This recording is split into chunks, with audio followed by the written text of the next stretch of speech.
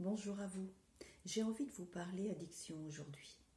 Dans la plupart des cas, les personnes qui commencent à consommer des substances les consomment pour gérer un contexte émotionnel qu'elles n'arrivent pas à gérer, qu'elles ne sont pas en capacité de gérer différemment que par la consommation de produits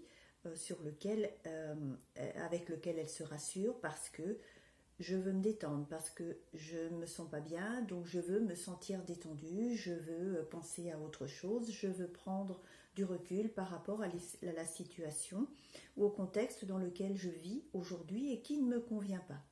Parce que les clés ne sont pas là pour arriver à réfléchir différemment et arriver à trouver d'autres solutions. Mais je suis tout à fait consciente qu'il n'y a pas que ce contexte émotionnel qui crée une dépendance, quelle qu'elle soit. Il y a les habitudes de vie au sein du cercle familial. Il y a aussi la dépendance telle que l'alcoolisme qui est générée par le cadre professionnel. Je prends comme exemple un directeur commercial qui reçoit un client important et qu'il est de bon ton de recevoir dans les meilleures conditions possibles, autour d'une bonne table, avec un bon vin, et ceci entraînant une autre habitude, et de fil en aiguille, je ne dis pas tous, mais quelquefois il arrive que la dépendance se crée au fur et à mesure de ces consommations professionnelles. Pour en revenir au cadre émotionnel, la sophrologie peut vous accompagner pour gérer justement ces émotions, prendre conscience que vous êtes en capacité de pouvoir évoluer en fonction de cette consommation et vous amener progressivement à comprendre pourquoi vous êtes tombé dans cette dépendance. Alors attention, la sophrologie, je le répète, je le dis régulièrement, mais ce n'est pas de la psychologie, je ne suis pas en capacité, je n'ai pas les compétences de pouvoir analyser le pourquoi de votre émotion et le pourquoi de votre consommation. Cependant, je peux vous accompagner pour gérer l'émotion qui est là aujourd'hui lorsque vous prenez la décision, lorsque vous prenez conscience que votre consommation a atteint un niveau insupportable et que vous prenez la décision de vouloir sortir de cette dépendance-là. Alors il y a des médecins spécialisés, bien sûr, pour vous accompagner dans ce chemin-là.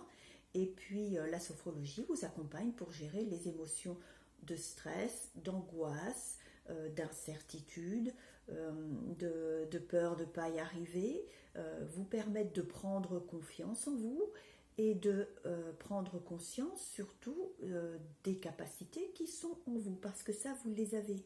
Et vous allez les faire émerger et vous allez vous ancrer sur ces capacités pour reprendre encore plus confiance en vous et vous valoriser l'image que vous avez de vous pour vous permettre d'avancer. Et surtout, soyez indulgent envers vous-même.